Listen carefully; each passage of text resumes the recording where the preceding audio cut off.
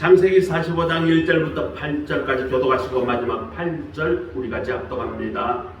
45장 1절 제가 먼저 읽습니다. 요셉이 시종하는 자들 앞에서 그 정을 억제하지 못하여 소리질러 모든 사람을 자기에게서 물러가라 하고 그 형제들에게 자기를 알리니 그때 그와 함께한 다른 사람이 없었더라.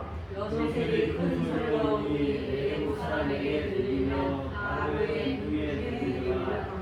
요셉이 그 형들에게 이르되 나는 요셉이라. 내 아버지가 아직 살아 계시니까. 형들이 그 앞에서 놀라서 대답하지 못하더라. 요셉이 형들에게 이르되 내게로 가까이 오소서. 그들이 가까이 가니 이르되 나는 당신들의 아우 요셉이 당신들이 애굽에서 한 자라. 당신들이 나를 이곳에서 팔았다고 근심하지 마소서. 한탄하지 마소서.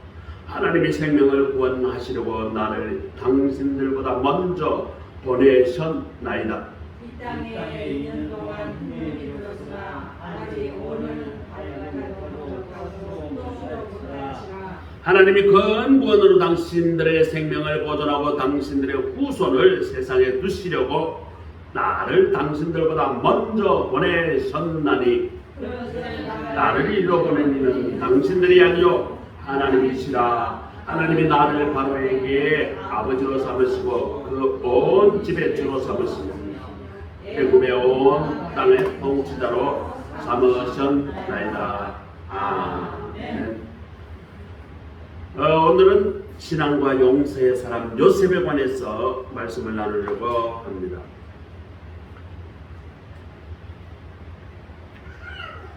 어떤 사람이 자기 마음에 어떤 이유든지 분함이 가득 찬 사람과 두려움과 미움과 시기로 가득 찬 그런 부정적 감정에 지배를 받는 사람이 있습니다.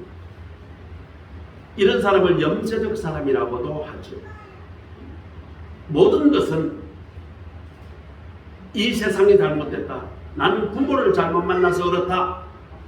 나는 어쩌다 보니까 환경이 엉망이어서 내 인생이 이 모양이 꼴찌가 되었다. 그런 부정적인 감정과 생각으로 사로잡혀 있으면 그 사람은 몸과 마음이 망가지고 이상이 생깁니다. 이런 현상이 계속되면 그것은 결국 암과 같은 무서운 질병이 우리 몸 안에 생깁니다. 그러므로 우리는 이런 마음의 엉어리들을 잘 녹여버리고 풀어야 합니다. 우리 마음의 한을 잘 풀어내야 우리가 바른 인생, 바른 삶, 바른 신앙생활을 할 수가 있게 된다는 말입니다.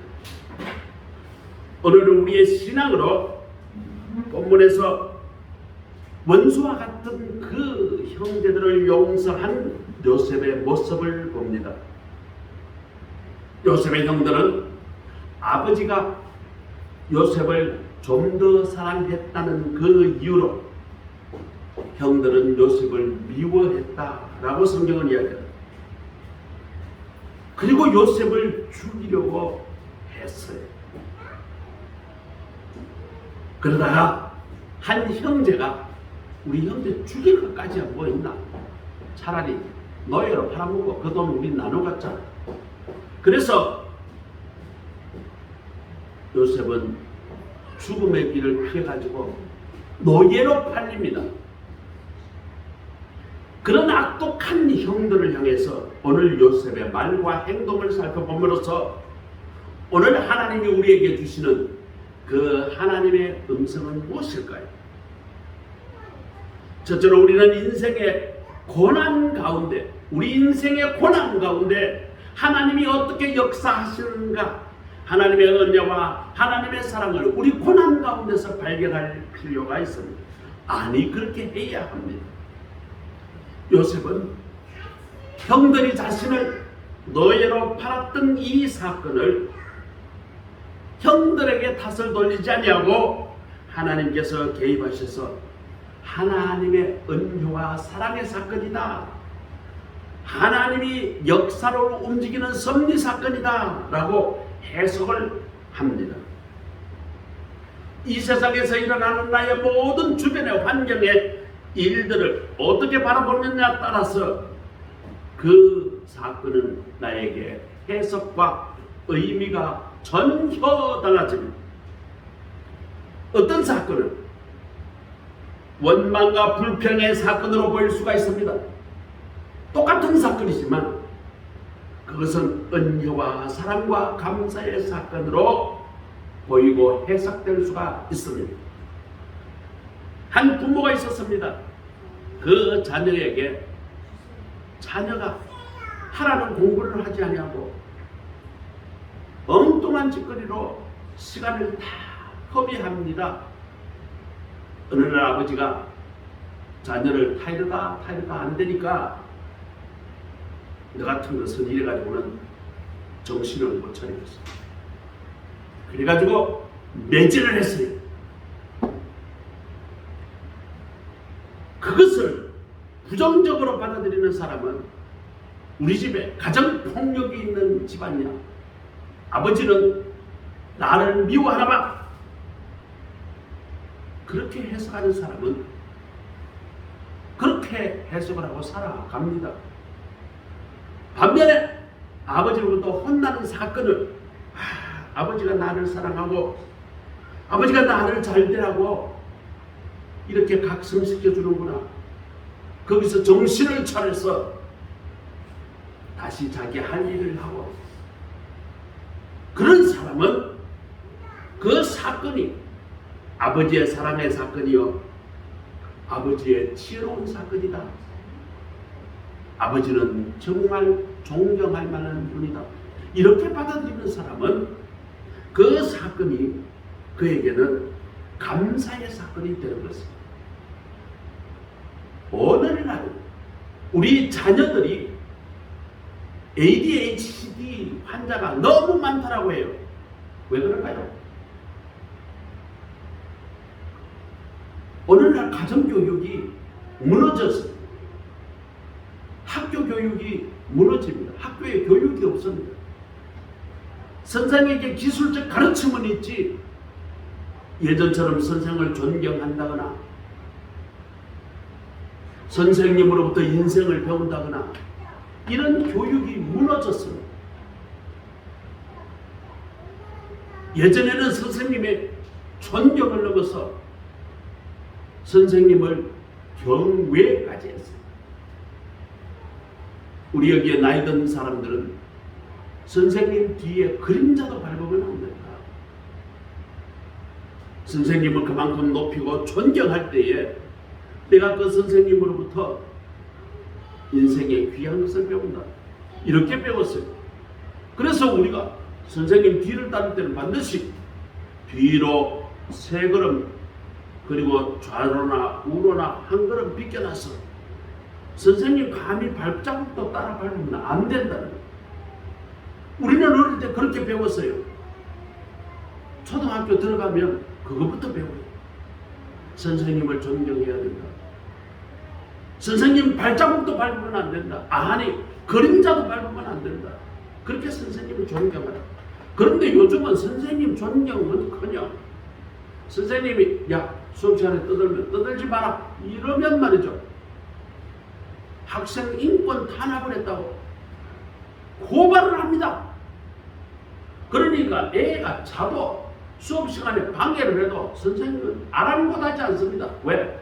야단을 칠 수가 없어요. 야단을 치면 동영상 찍어가지고 자기 엄마한테 보내요. 왜 우리 집 애를 그렇게 야단 쳤냐고, 왜 기죽이느냐고. 그런데 무슨 교육이 있겠어요? 그렇게 자라나는 아이들이 자기만 알고 그러면 어떻게 되겠어요? 자기에게 조금 거슬리면 견디지를 못합니다. 그러니 무슨 현상이 일어난다? ADHD라는 현상으로 나타나는 거예요. 사람은 자라나면서 내 마음대로 되는 경우도 있지만 내 마음대로 되지 않은 경우가 거의 대부분입니다. 이 세상 살아가면서 직장 생활하면서 사회생활하면서 내 마음대로 샥샥 돌아가는 그런 게 어디 있습니까? 내가 쫙 나가면 버스가 확 와서 기다리고 지하철이 내가 딱 도착하면 쫙 기다렸다가 쫙 와서 태우고 이런 게 세상에 어딨냐? 내가 무슨 말을 했는데 상대방이 내 듣기 좋은 말을 해주는 그런 사회가 어디 있느냐? 그런 것을 인내하고 참을 줄 아는 그런 인성을 어디서 배워야 합니까? 가정에서 배워야 합니다. 그리고 학교에서 배워야 합니다. 그런데 오늘 가정교육은 그걸 하지 않아요. 학교 교육은 완전히 무너졌어요. 이런데 아이들이 자라나니 ADHD가 저절로 안 될 수가 있나요? 인내할 마음 자체가 없습니다. 자기 마음에 요만큼도 들지 않으면 어떻게 해요? 고발한다고 난립니다. 선생님 나 욕했어. 그러면 바로 그냥 학생 인권을 침해했다라고 난리 법석을 지릅니다. 그러니 선생님이 어떻게 해요? 무슨 짓을 하든 그냥 내려놓습니다. 네 맘대로 해라. 그리고 선생님은 그냥 자기 할 말을 합니다. 오늘날 대한민국이 유럽이나 미국에서 대한민국 교육 시스템이 좋다고 오바마 대통령을 비롯하여 모두 다가 칭찬하지만 정작 한국에서는 교육 시스템이 아름다웠던 교육 시스템이 어떻게 됐어요? 다 무너졌어요. 가정교육, 우리 가정교육 부모님 말씀을 하나님 말씀처럼 그렇게 존경하고 따르고 성결하는데 요즘 부모 말은 그냥 애들이 말이죠. 부모 옛날 사람이라고 꼰대라 그러고 부모의 말을 들으려고 하지는 않습니다. 세상이 바뀌었다고 그런 핑계와 온갖 이유를 대고 부모의 말을 들으려고 하지 않습니다. 기술적으로는 젊은 세대가 부모들보다 많이 하는 것도 맞습니다. 그러나 그것이 진실일까요? 인생에 사는 도리와 그런 것은 부모의 지혜와 세상의 열림을 따라올 수가 없는 것입니다. 어쨌거나 우리는 인생의 그 사건을 가지고 원망과 불평을 사건으로 받아들이는 사람은 인생에 답이 없습니다. 그 사람의 인생의 말로는 무엇일까요?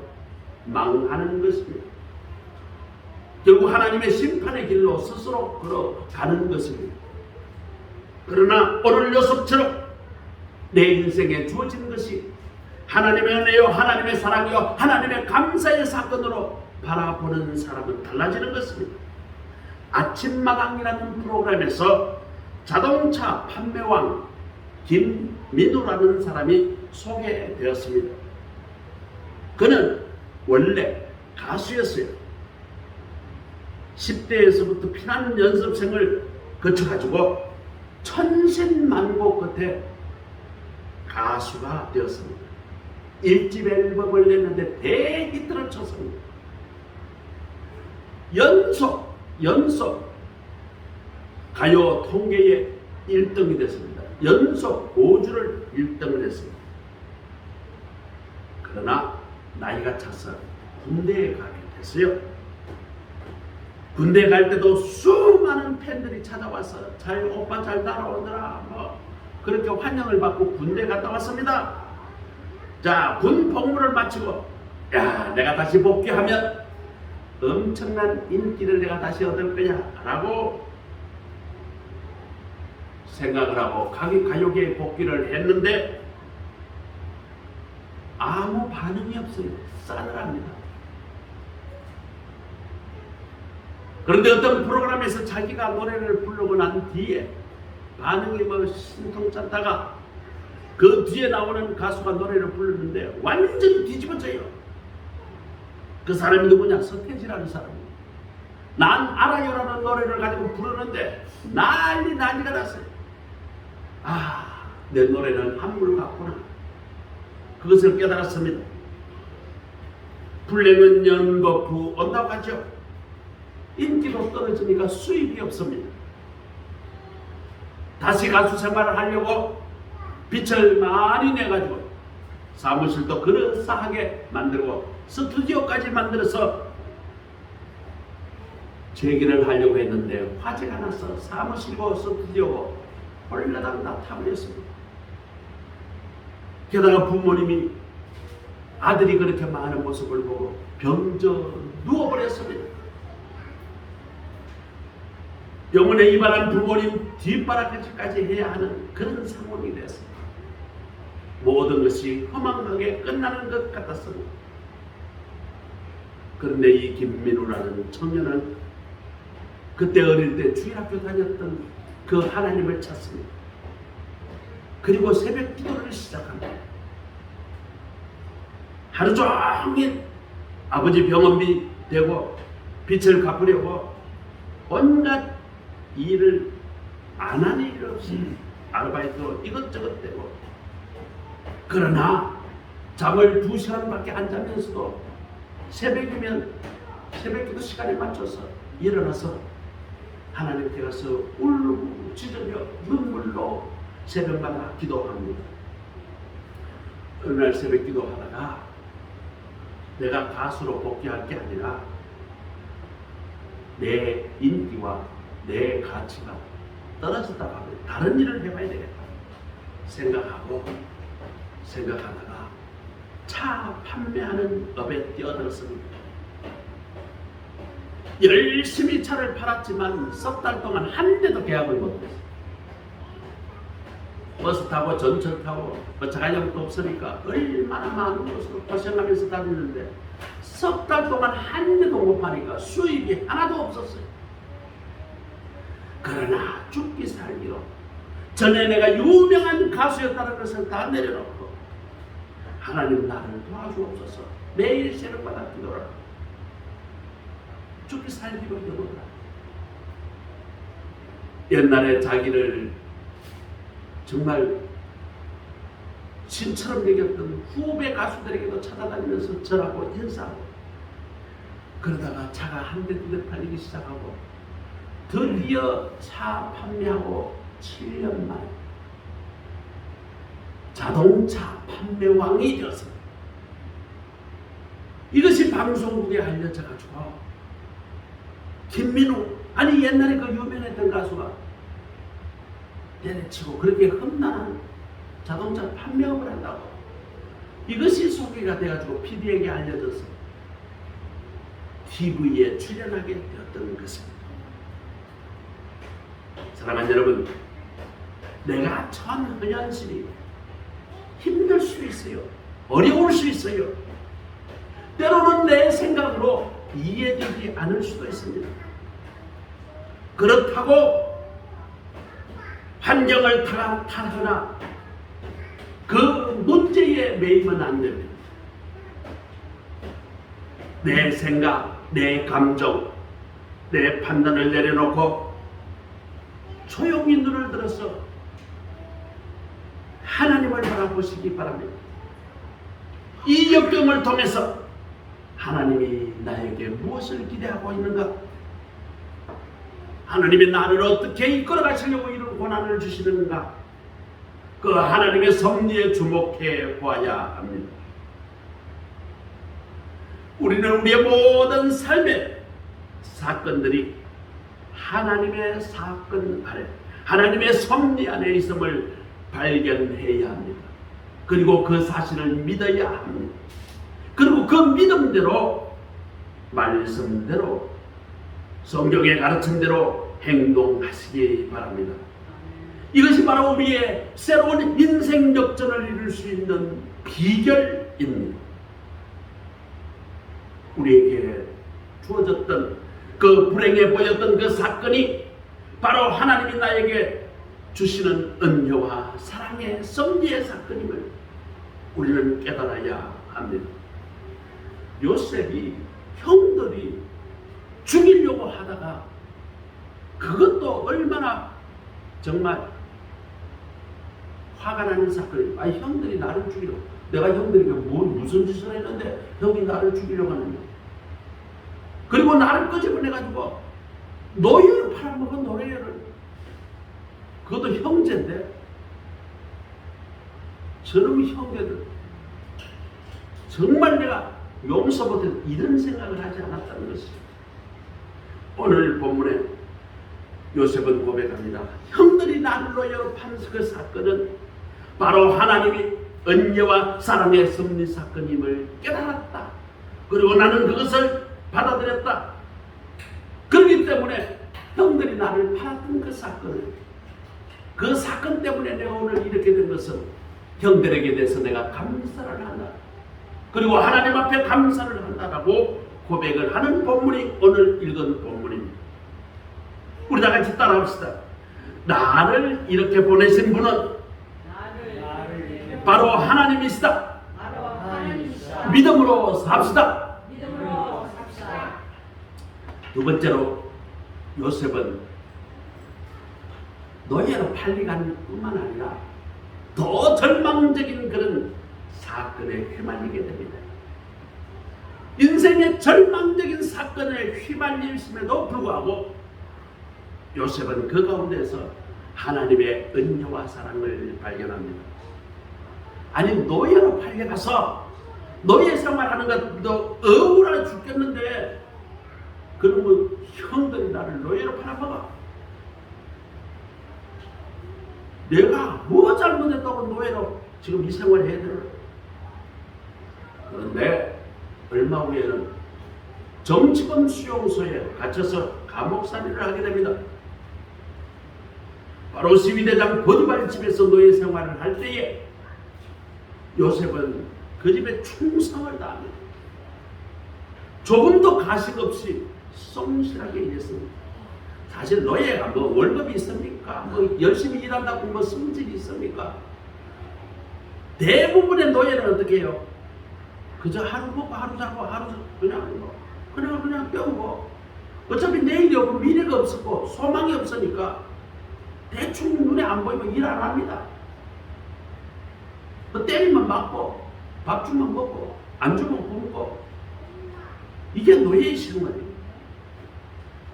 그런데 이 요셉은 노예 생활에서 얼마나 그 주인을 위해서 충성을 다했는지 그 집에 집사가 되었다는 것이죠. 그런데 요셉이 이렇게 충성을 다해서 일하니까 하나님이 요셉을 통해서 그 주인 보디발의 집에 하나님께서 복을 내려 주셨다라고 성경을 이야기합니다. 얼마나 요셉이 하나님 앞에 잘하고 주인에게 잘했는지 하나님이 요셉을 통해서 그 집에 복을 줬다니까요. 이러면 그 주인이 예뻐서 정말 잘해줘야지. 그런데 그 부인 보디발의 아내가 요셉을 유혹합니다. 요셉은 당연히 거절합니다.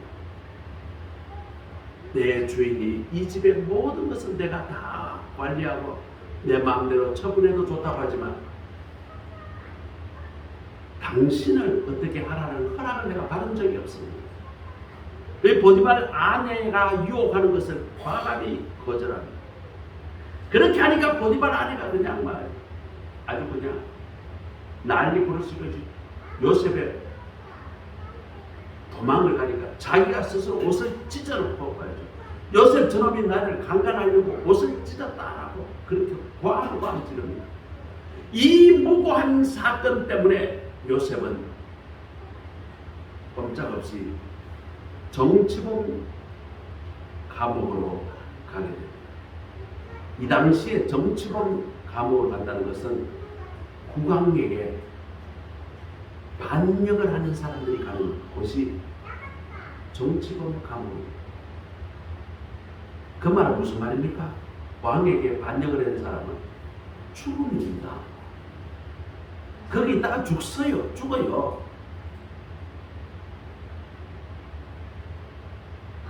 이 사건을 당하면서 요셉은 얼마든지 하나님을 원망하고 그 주인을 원망하고 불평할 수도 있겠죠. 나는 억울합니다. 나는 그렇지 않았어요. 하나님, 내가 잘못한 게 뭐 있습니까?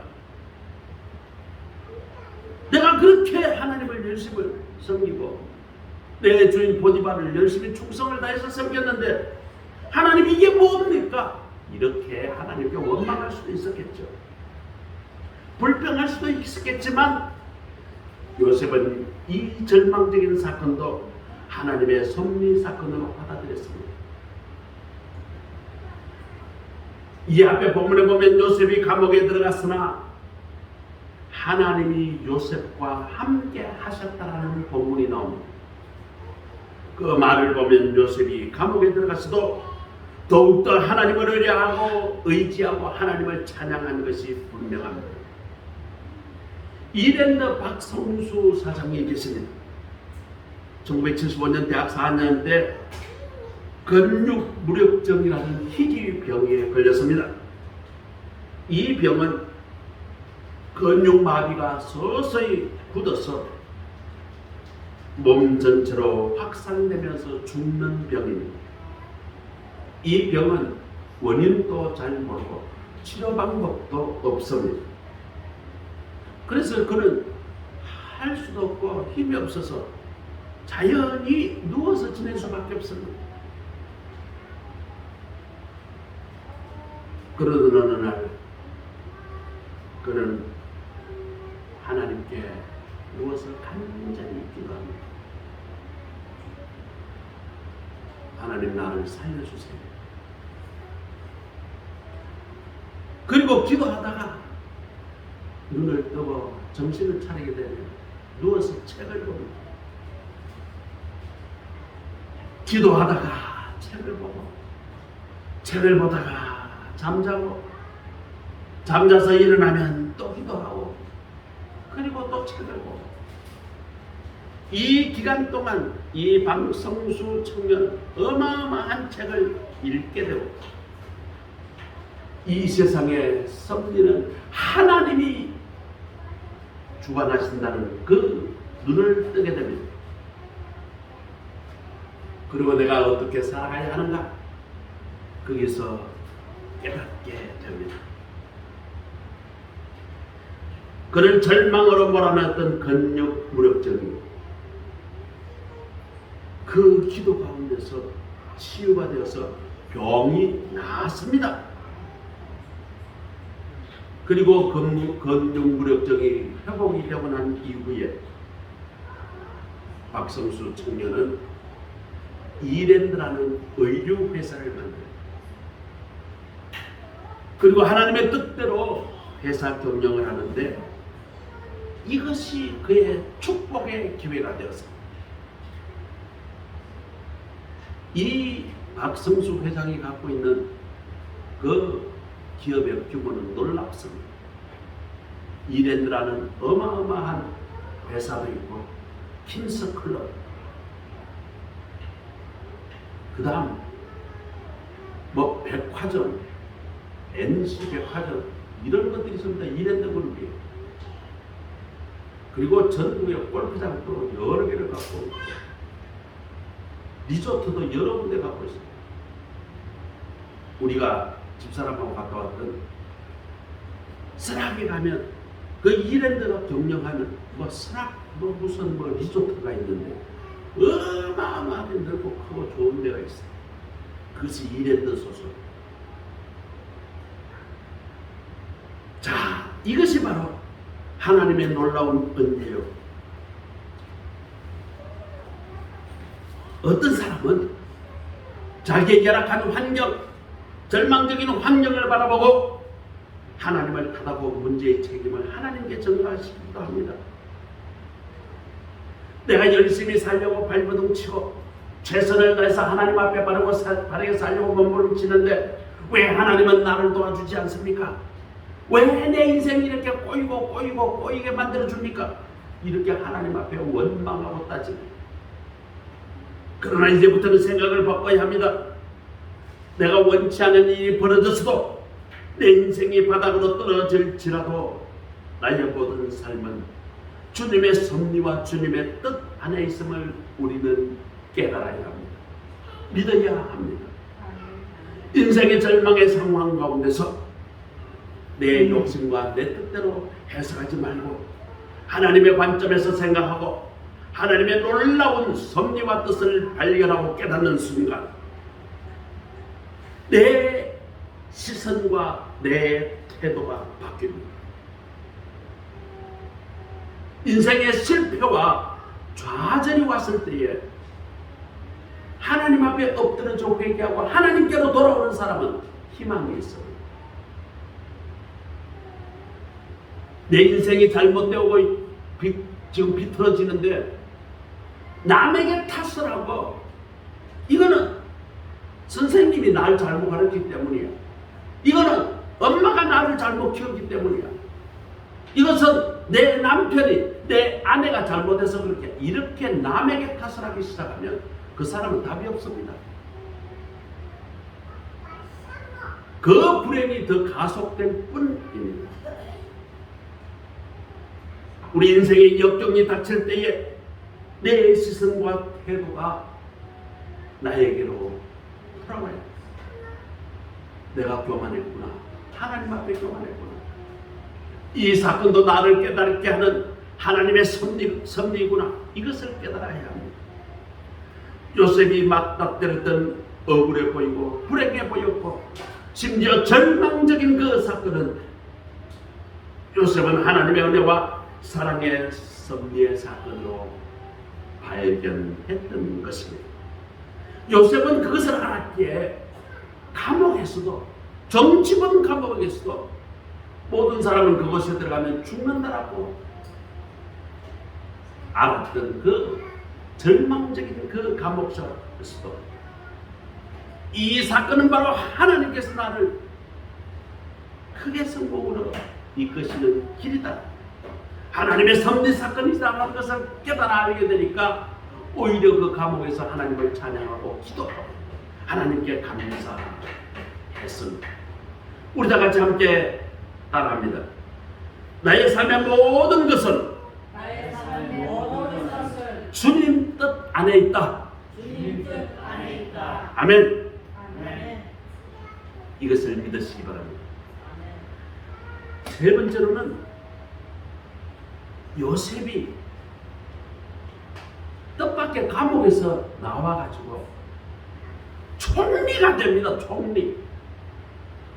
바로 밑에서 온 나라를 다스리는, 지금으로 말하면 국무총리입니다.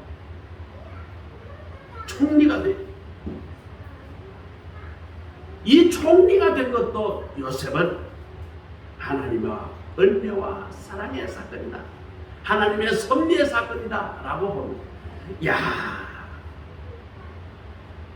그 강대국 애굽의 총리가 되었다. 오늘 서서방 오랜만에 우리 예배에 참석을 했는데, 서서방이 어떻게 이렇게 해가지고 일국의 제상이 되었다, 총리가 되었다. 상상을 못할 사건이지만 그렇게 되면 얼마나 기쁘겠어요. 뭐 열심히도 하면 그런 기회가 올 수도 있겠죠. 대부분의 사람들은 그 자리까지 올라가기 위해서 수많은 노력을 했을 것입니다. 뭐 요셉도 참 지혜롭게 모든 일을 처신을 잘했기 때문에 바로가 총리로 발탁하셨어요. 바로가 꿈을 꿨을 때에 그 꿈을 해석할 수 있는 사람이 아무도 없었는데, 요셉이 그 꿈을 하나님의 지혜로 해석을 하게 주니까 결국은 3년 풍년이 오고 7년 풍년이 오고 7년 흉년이 온다라고 정확하게 해석을 해주니까, 그러면 7년 풍년 왔을 때 나라를 어떻게 다스릴 것인가, 7년 흉년이 왔을 때 나라를 어떻게 다스릴 것인가, 그것을 제대로 다스릴 수 있는 사람은 지혜로운 당신밖에 없어. 그러니까 감옥에, 정치범 수용소 감옥에 있다가 일국의 일순간에 총리로 발탁됩니다. 지금부터 당신이 총리하시고 7년 풍년 이후에 7년 흉년을 나라를 잘 다스릴 수 있도록 하시오. 갑자기 총리가 됐습니다. 총리가 되면 얼마나 권력이 많습니까? 얼마나 기분이 좋습니까? 그런데 요셉은 그렇게 생각하지 않았다는 것입니다. 내가 총리가 된 것은 내가 잘나서 그런 게 아니고 하나님의 역사를 이루어가기 위하여 나를 총리로 세운 하나님의 섭리 사건이다. 이것은 하나님의 은혜의 사건이요 하나님의 사랑의 사건이다. 이렇게 깨달았습니다. 그렇기 때문에 내가 이 총리 자리에 있다고 교만할 이유가 하나도 없다. 내가 머리 잘 쓰고 내가 노력을 해서 내가 운영을 잘해서 이만한 자리에 오게 되는 것으로 생각하지 않았다는 것이죠. 우리는 일을 잘 되고 무슨 큰 일이 잘 되면 내가 잘했어, 내가 머리가 좋았어, 내가 계획을 잘 짰어, 내가 전략을 잘 세웠어, 내가 밤새 노력을 잘해서 그렇게 잘 되었다고 착각하면 안 됩니다. 물론 게으르게 하라는 말은 아닙니다. 열심히 해야죠. 하나님이 오늘 우리를 이 자리까지 오게 하신 것은 나를 통해서 하나님의 뜻을 이루고 무생명들을 구원하게 하시려고 나를 이렇게 잘되게 하셨다는 것을 우리는 깨달아 알아야 합니다. 요셉은 자신의 성공이 하나님의 은혜요 하나님의 사랑임을 깨닫자 더 이상 형제들을 원망할 이유가 없습니다. 그러니 형제들이 원망할 이유가 없으니까 복수할 생각이 조금도 없습니다. 그러면 어떻게 해야 되겠어요? 용서합니다. 요셉은 형들에게 한 맺힌 모든 것을 풀려 엉거리진 것이 하나도 없습니다. 예수님은 우리 마음에 엉거리진 모든 것을 풀어주시려고 이 땅에 오셨습니다. 그리고 십자가에 달려 돌아가셨습니다. 우리 마음에 엉거리진 것, 우리 마음에 죄가 있는 모든 것을 예수님이 다 가지고 가셔서 십자가에 다 매달아 버렸습니다. 예수님의 십자가를 믿는다는 것은 무엇입니까? 내 마음의 원망, 내 마음의 불평, 내 마음에 있는 부정적인 모든 것을 다 십자가에 매달아 버린다는 것입니다. 그리고 내 마음 속에는 하나님의 사랑에, 하나님의 은혜에 감사로 가득 채우는 것입니다.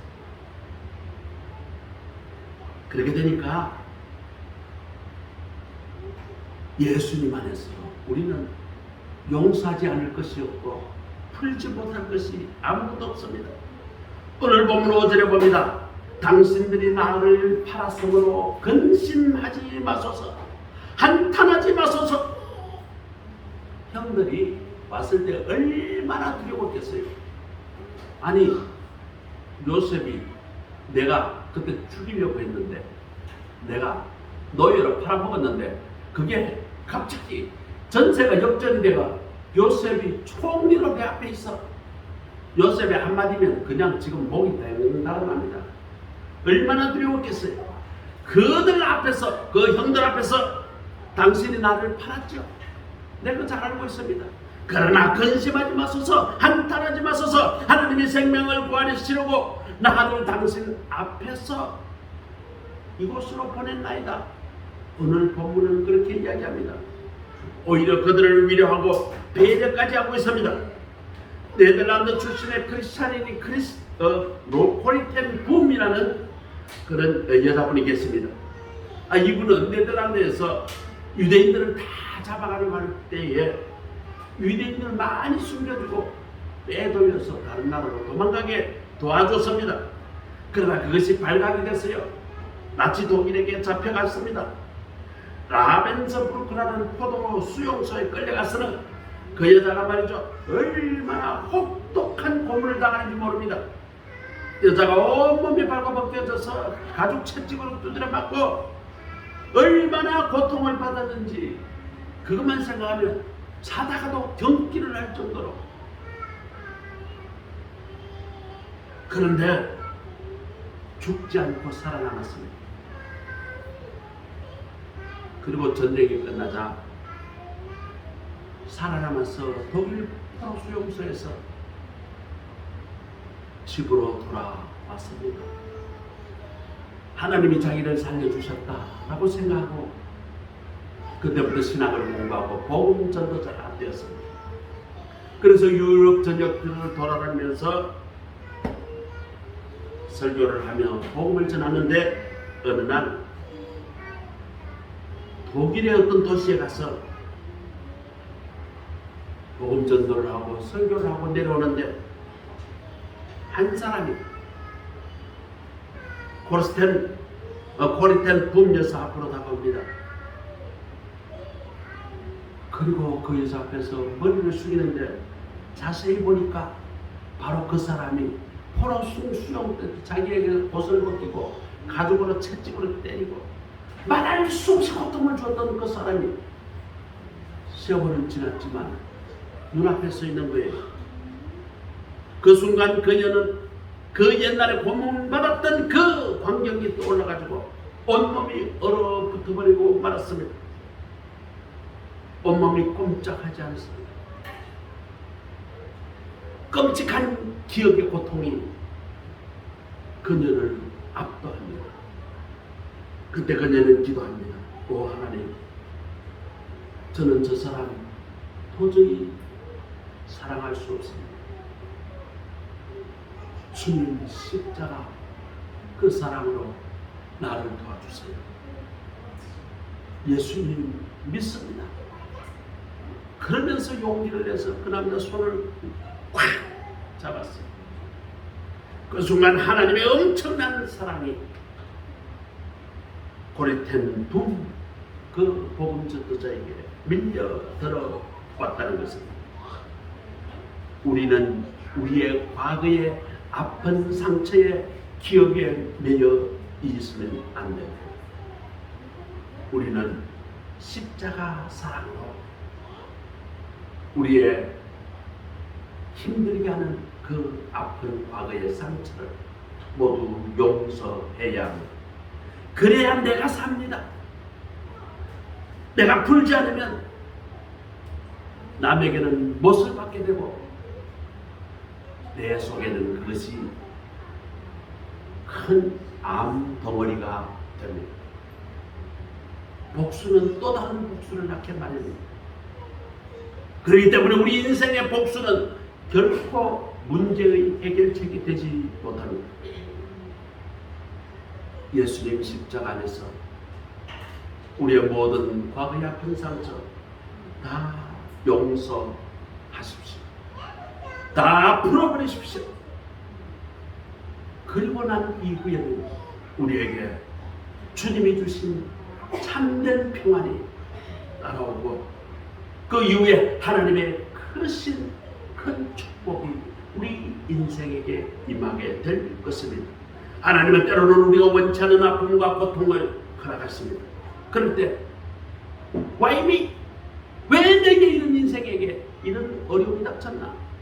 원망하지 마시고 겸손히 하나님의 섭리를 바라보십시오. 그리고 내게 주신 하나님의 사명을 깨닫고 붙잡으십시오. 요셉은 자기를 애굽의 총리로 세운 것이 바로 하나님께서 하나님의 뜻을 이루기 위해서 자기에게 주신 소명이다라고 고백했습니다. 사명과 소명을 인식한 요셉은 총리의 자리에 있다는 것이 중요한 것이 아니라 그 총리의 자리를 통해서 이루실 하나님의 사명이 소중함을 깨달았던 것입니다. 우리 모두 따라합시다. 하나님 다 용서하겠습니다. 하나님 다 풀겠습니다. 나도 얽매인 모든 것을 풀어 주옵소서. 어머니로부터 아버지로부터 또 공무원으로부터 관세사로부터 우리는 우리에게 인생에 주어진 많은 그런 이 세상에 직분이 있습니다.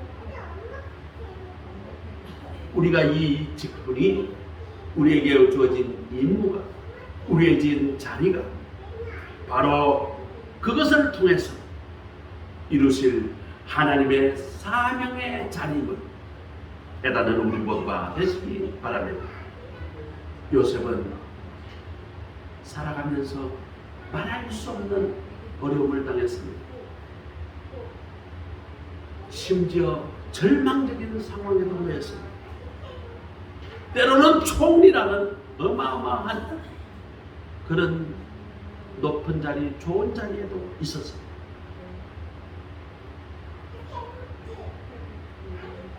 그러나 그 모든 것이 다 하나님의 섭리의 사건으로, 하나님의 은혜의 사건으로, 하나님의 사랑의 사건으로 깨닫고 예수 그리스도 안에서 모든 것을 다 용서하게 참 평화를 누리게 되는 것입니다.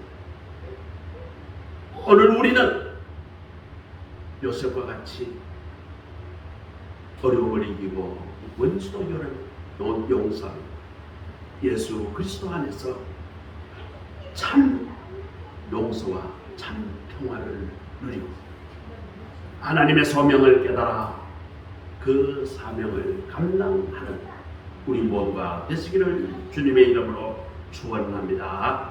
기도하겠습니다. 하나님 감사합니다. 오늘 요셉의 삶을 통하여 고난 가운데서, 절망 가운데서, 또 너무 잘 되어서 큰 은혜의 사건 속에 남을 원망하지 아니하고 내가 잘났다고 자랑하지 아니하고 그 모든 것이 다 하나님의 섭리 사건임을 고백합니다. 그리고 그 사건을 통하여 이루신 하나님의 섭리를, 하나님의 사명을 붙잡았습니다. 오늘 우리도 요셉과 같은 신앙으로 우리의 고난과 어려움을 이기고 원수도 사랑하며 예수 그리스도 안에서 참 평화를 누리며 하나님의 소명을 깨달아 그 사명을 감당하며 살아가는 우리 모두가 되게 하옵소서. 예수 그리스도의 이름으로 감사하며 기도드립니다. 네, 찬송가 546장입니다.